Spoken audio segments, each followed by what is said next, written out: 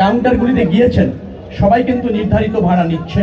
দুই একটি পরিবহন 20-30 টাকা আরো নির্ধারিত ভাড়ার চেয়ে কম নিচ্ছে, আপনাদের সামনেই বলেছে। আমি আপনাকে বলি, যেহেতু গাড়িটি তো মাঝপথে যাবে না, গাড়িটির ভাড়া নির্ধারণ, ফুয়েল সবই নির্ধারণ করা হয়েছে খুলনার জন্য। তার যে কস্টিং বা তার ব্যয়, খুলনা যাওয়ার ব্যয় নির্ধারণ করে ভাড়াটা নির্ধারণ করেছে। এখন যে গাড়িটি খুলনা যাবে, আপনি যদি মাঝপথে নেমে যান, নেমে যদি অর্ধেক ভাড়া দিতে চান, তাহলে ওই যে অর্ধেক ভাড়া বিবেচনা করে ভাড়া নির্ধারণটা হয়নি। যেহেতু তার রুটটা হচ্ছে গাবতলী থেকে সরাসরি খুলনা, তার ব্যয়টাও খুলনাগামী একটা গাড়ির জন্য যা থাকে, যার ফলে টিকিটও তাকে সেই ভাড়াটা নিতে হচ্ছে। অনেক সময় অনেক যাত্রী তার যে গন্তব্য, সেখানে যাওয়ার পথে যে মাঝপথে গন্তব্য, সেখানে হয়তো অ্যাভেলেবেল টিকিট না থাকার ফলে অথবা অ্যাভেলেবেল বাস না থাকার ফলে তিনি হয়তো স্বেচ্ছায় ওই গন্তব্যে যাওয়ার জন্য ওই টিকিটটা কেটেছেন। আমি আগেই বলেছি, 15 তারিখ রাত 11টা থেকে গণপরিবহনে পর্যাপ্ত ফুয়েল দেওয়া হচ্ছে। আপনি একটা পরিসংখ্যান দেখলে বুঝবেন।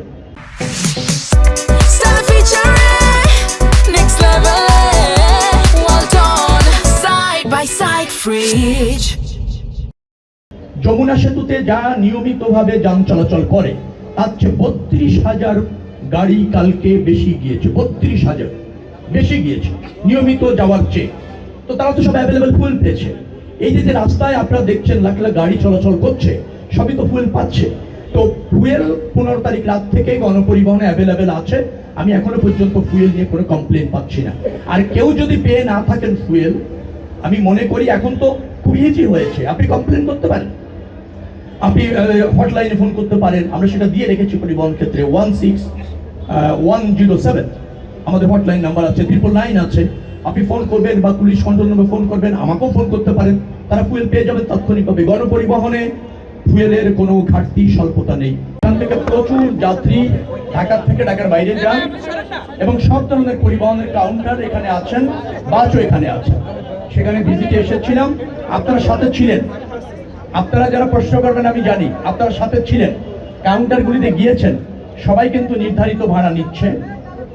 দুই একটি পরিবহন 20-30 টাকা আরো নির্ধারিত ভাড়ার চেয়ে কম নিচ্ছে, আপনাদের সামনেই বলেছে। এখানে পুলিশ কন্ট্রোল রুম আছে, ভিজিলেন্স টিম আছে, র্যাবের কন্ট্রোল রুম আছে। সেখানে নির্ধারিত করা ভাড়া সমস্ত জায়গায় আপনাদের সামনে টানিয়ে দেওয়া হয়েছে। কেউ এর চেয়ে বেশি ক্লেম করলে সেখানে যদি কেউ কমপ্লেন করে, সাথে সাথে ব্যবস্থা নেওয়া হচ্ছে। পুলিশের কন্ট্রোল রুম, ভিজিলেন্স টিম এবং র্যাবের কন্ট্রোল রুম বলেছে কোনো অভিযোগ খুব একটা তারা পাননি, খুব একটা ব্যত্যয় এখানে ঘটেনি। নির্ধারিত ভাড়া নেওয়া হচ্ছে এবং বাসগুলি যথাসময় ছেড়ে যাচ্ছে, যাত্রী কোনো হয়রানির শিকার হচ্ছে না। এখনো পর্যন্ত যারা বিভিন্ন রুটে কিন্তু অ্যাভেলেবেল টিকিট আছে, কয়েকটা রুট আছে যেখানে টিকিট অলরেডি সোল্ড আউট হয়ে যায়। অর্থাৎ নির্বিঘ্নে নিরাপদে ঈদযাত্রা যারা বাসে যাচ্ছেন তারা এখান থেকে এনজয় করছেন, কোনো হয়রানি অথবা কোনো বিড়ম্বনার শিকার তারা হচ্ছেন না। এটা আপনাদের সামনেই আপনারা দেখলেন আর যে আমরা এটা করার চেষ্টা, যে উদ্যোগ আমরা নিয়েছিলাম গত 15-20 দিন ধরে। এখানে আমাদের পরিবহন সেক্টরের না, শুধু সরকারেরও একজন গুরুত্বপূর্ণ মেম্বার অফ পার্লামেন্ট,